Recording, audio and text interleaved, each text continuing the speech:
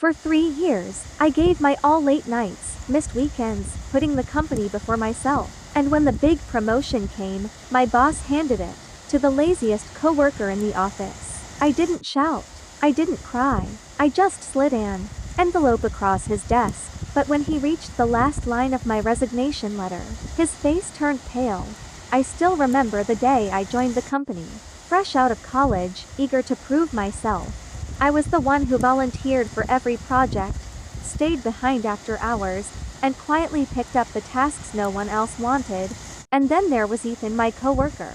He was charming, talkative, and knew how to make himself look busy without actually doing much. While I stayed late finishing client reports, Ethan would be at the pub, posting selfies. Somehow, he always managed to get praise in meetings for work that I had done. When the department had announced there would be a new team lead position, I thought, this is it. Finally, my hard work would be recognized. I doubled my efforts, arriving early, taking on extra clients, even helping other departments when they were short-staffed. I barely slept some nights, but I kept telling myself it would all be worth it. Then came Friday morning. Everyone gathered in the conference room, coffee in hand. My boss, Mr. Collins, smiled and said, "We're excited to announce our new team lead." And then he said Ethan's name.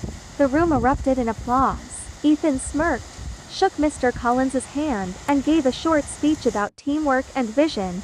My stomach dropped. My hands were ice cold. I kept smiling, but inside, something broke.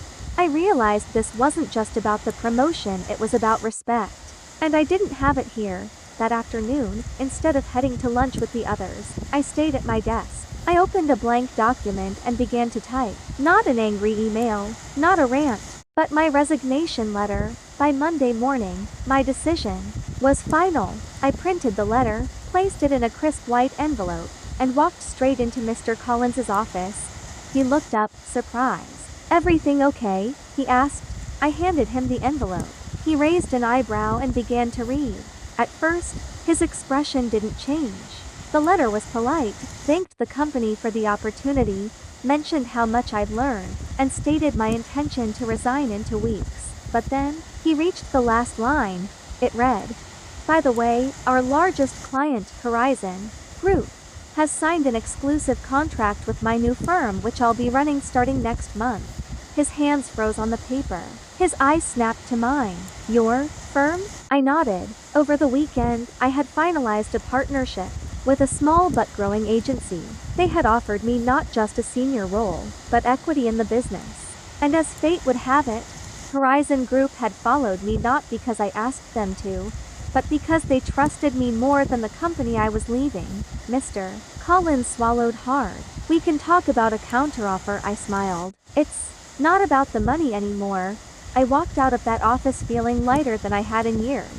Ethan could have the promotion. I had my freedom, my dignity, and a future where my hard work wouldn't be stolen by someone else. That night, I raised a glass with my new team, knowing I'd never again waste my talent where it wasn't valued. Sometimes, losing what you thought you wanted is the best thing that can happen. Respect yourself enough to walk away from those who don't see your worth and watch how the right people will.